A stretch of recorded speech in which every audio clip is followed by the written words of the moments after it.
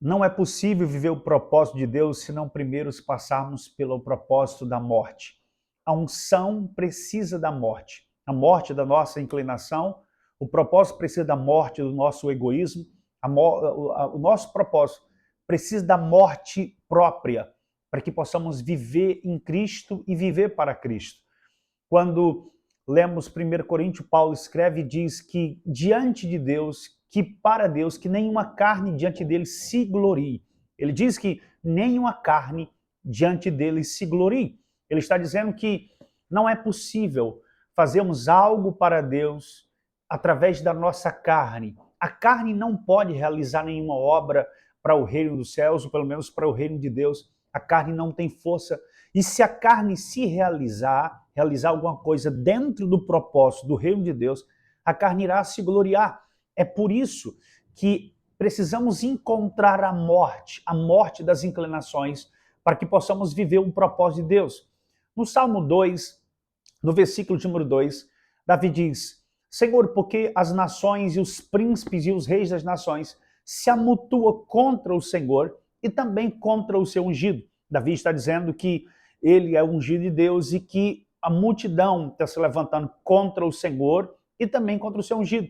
Mas a pergunta de Davi não é qual é a motivação, por que aqueles homens se amutuam contra ele. A pergunta de Davi é por que Deus permite que os homens, que os reis, levante-se contra o Senhor e principalmente contra o seu ungido.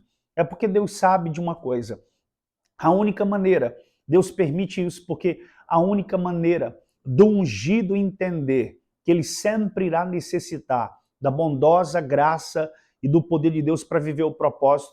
Deus permite que alguém levante-se contra o ungido para que o ungido permaneça com o coração em Cristo e que a sua carne não se glorie. Lembre-se, a maioria dos inimigos de Davi era para que a carne de Davi não venha a se gloriar. Há um texto na Bíblia em que, em algum momento, Davi tentou se gloriar, Satanás tomou espaço disso. No livro de 2 Crônicas, Satanás se apodera daquele momento em que Davi tentou se gloriar.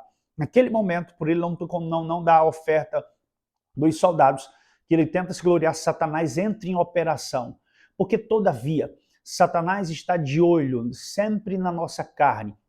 Satanás irá sempre maximizar as inclinações da nossa carne. E ele sabe tanto disso que nós temos uma facilidade enorme de se gloriar, de se envaidecer. Quantos pastores são envaidecidos? E ele costuma dizer: a minha igreja será a maior igreja da cidade. A minha igreja é a maior igreja desse bairro, desse lugar. Eu sou melhor do que as esposas, do que meu esposo, o esposo melhor do que a esposa. Isso são o egoísmo, isso é a inclinação da carne. Essa obra da carne não pode se gloriar diante de Deus. Deus vai nos dar um propósito tão grande, que você nunca poderá se gloriar. No dia em que o grande rei Nabucodonosor, na Babilônia, olha para o palácio da Babilônia e vê os seus jardins suspensos e tudo aquilo que ele fez na Babilônia, a grande Babilônia. A Babilônia era imensurável o tamanho dela e era uma coisa do mundo que eles não conheciam. Nabucodonosor olhou e disse: não sou eu que construí a grande Babilônia. Isso era a inclinação da carne. Como Paulo falou com muita propriedade, dizendo que Deus não permite que nenhuma carne se glorie diante dele, para que nenhuma carne se glorie diante dele. Deus fez isso com Nabucodonosor, quando ele falou isso, que diz que ele havia feito. Só que o que Nabucodonosor não sabia é que Deus tem um plano, um governo do mundo inteiro. Deus tinha traçado tudo, conforme Daniel disse na sua visão, no capítulo número 2, que ele era a estátua, a cabeça, e Deus havia organizado esse reino. E Nabucodonosor encontrou, ou pensou, que tinha sido ele que tinha edificado. E em poucos dias ele estava comendo, havia virado bicho, estava comendo como bicho, capim. Por quê?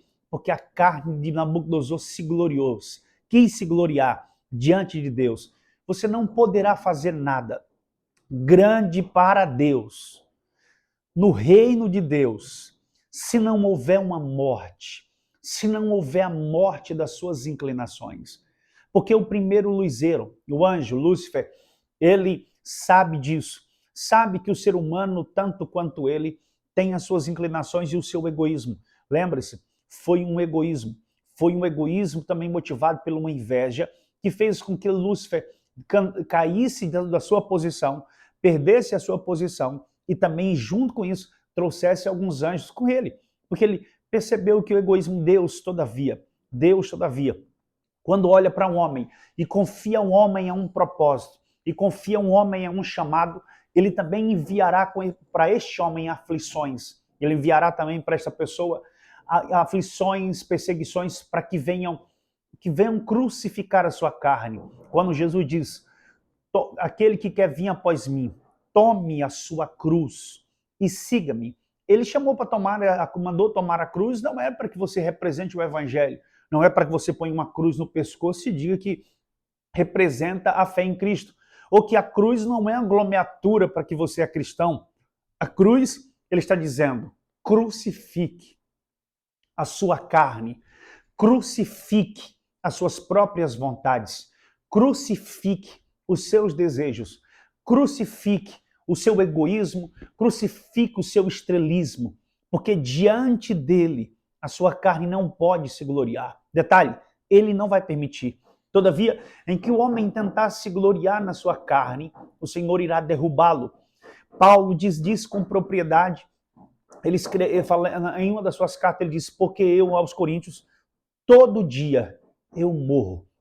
Paulo está dizendo que todo dia ele morre. Perceba, ele não está dizendo que está morrendo fisicamente, ele está dizendo, eu estou morrendo em mim.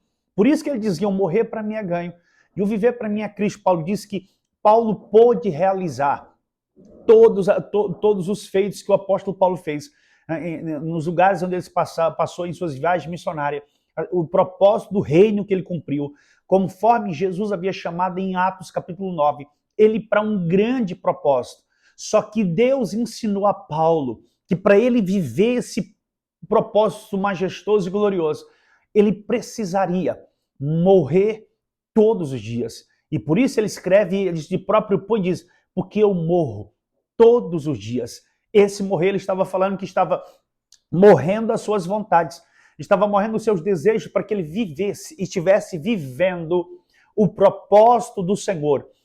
É necessário que comece a haver uma morte em você, uma morte do si próprio, do eu. É preciso que esse eu comece a morrer, essa morte do si próprio comece a morrer, porque o propósito de Deus não enriquecerá a sua vida até que essa morte comece a acontecer.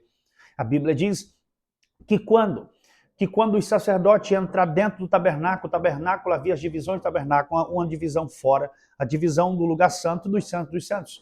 Só que nunca que o sacerdote nunca iria conseguir chegar lá no Santo dos Santos.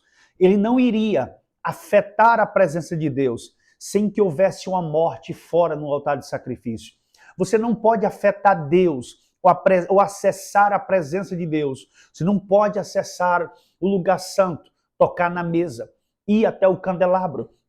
Você não pode chegar diante do altar do incenso e diante do eterno Deus sem que aconteça uma morte lá no altar de sacrifício.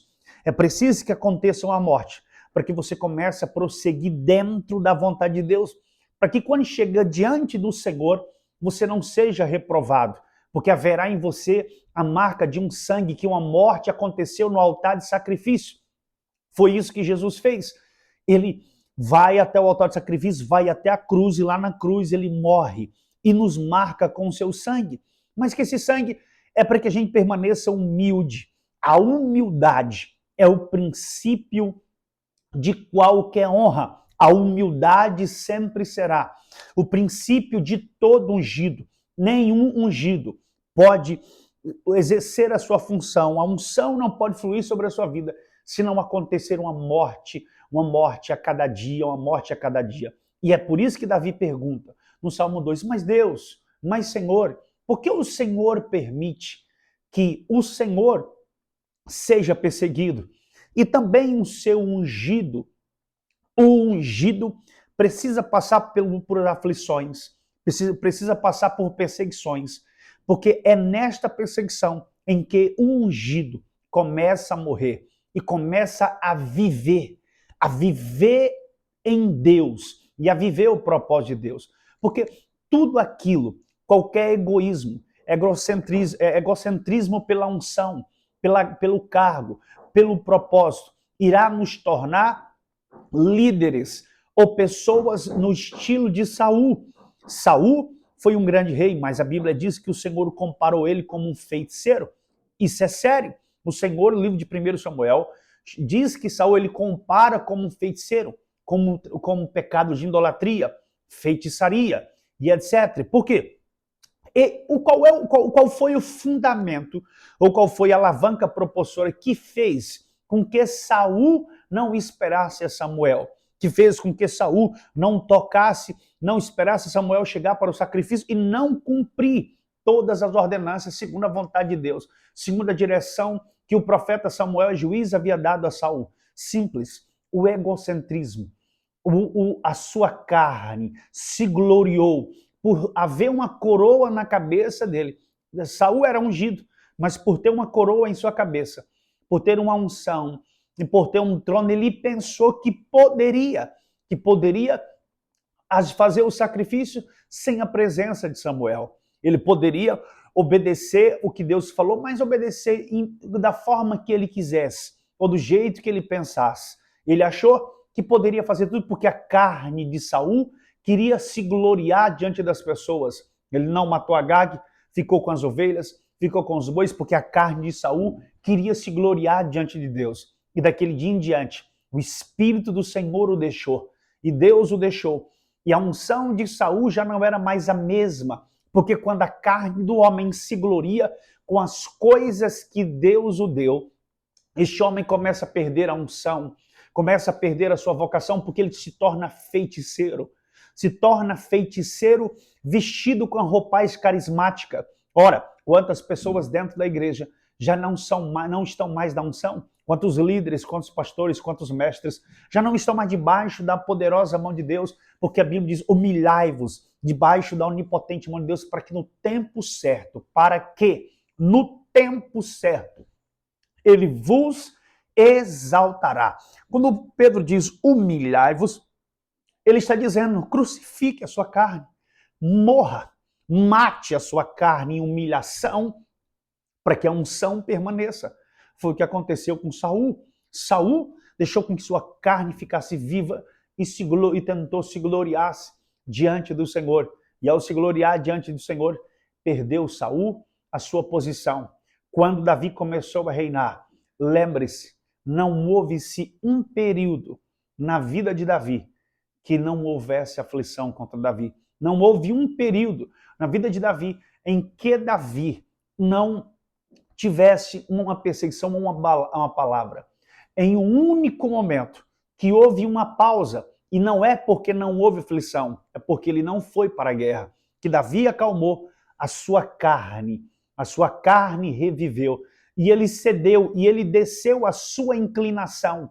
A história de Betseba que você conhece, e assim ele desceu, a Lashon Hará, como eles chamam, ele desceu a sua inclinação, a sua má inclinação. A má inclinação da carne fez com que a unção de Davi caísse. Quando Davi foi afligido mais uma vez, a unção retorna para Davi. Deus quer o seu propósito, Deus quer que você viva o seu propósito, mas ele, antes disso, ele vai fazer com que você morra a cada dia.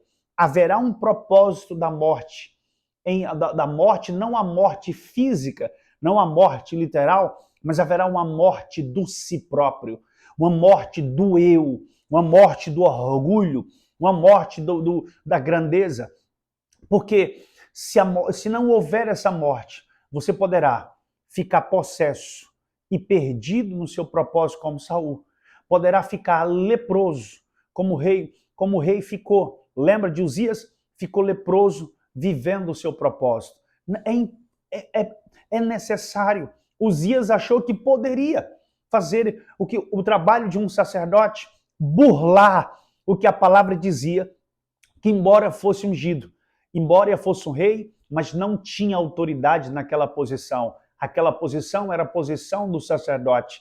E por Uzias achar, na verdade, a lepra tocou. Não é porque ele fez aquilo. A lepra tocou porque o coração dele se engrandeceu.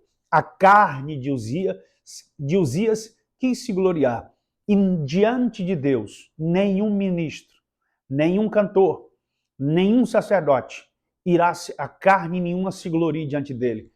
Nós estamos vendo ou vivendo uma geração em que os cantores, os pregadores, as pregadoras que estão se levantando, estão fazendo eventos, shows, estão se gloriando e o seu estrelismo está agindo de uma forma tão grande que eles só fazem a obra de Deus se forem pagos e bem remunerados, a ponto de sangrar as igrejas.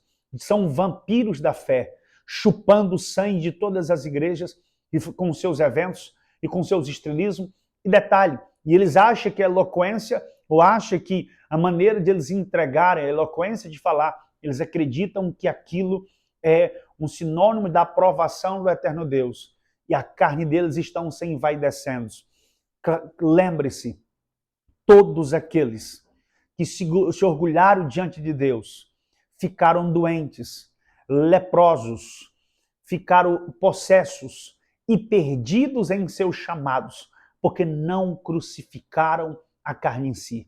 Se até Jesus, como Paulo escreveu aos Filipenses, ele mesmo sendo Deus não teve por usurpação ser igual a Deus, mas antes humilhou-se, antes esvaziou-se de si mesmo para que pudesse cumprir. E o versículo 9 diz, e Deus o deu, um nome sobre todos os nomes.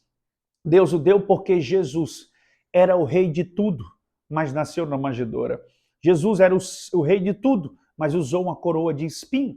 Jesus era o dono de tudo, mas pediu água para as pessoas, pediu comida e água para as pessoas. Jesus é o Senhor dos céus e da terra, e mesmo assim, ele viveu como um servo, servindo a todos. Como pode eu e você, que deseja viver o propósito de Deus, e deseja viver a vocação do eterno Deus, deseja andar com Deus, está deixando com que sua carne se glorie pela unção que não é sua? O ungido não pode se gloriar. O ungido não pode se envaidecer. A unção de Deus só flui e só encharca aqueles a quem já foram mortos, mortos para si mesmos, mas decidiram reviver e viver unicamente para servir ao único Rei e ao único propósito. E quando se vive para Deus e vive ao seu propósito, não se vive mais em si mesmo. Porque a vida que agora vivo, não vivo mais em mim, mas vivo para aquele que me vocacionou. É assim, a unção e o propósito só recai ou só será vivido por aqueles que morrerem a cada dia, como disse Paulo. Todos os dias eu morro. Que Deus abençoe, nos acompanhe nos nossos vídeos, segue a gente no canal, que Deus o guarde.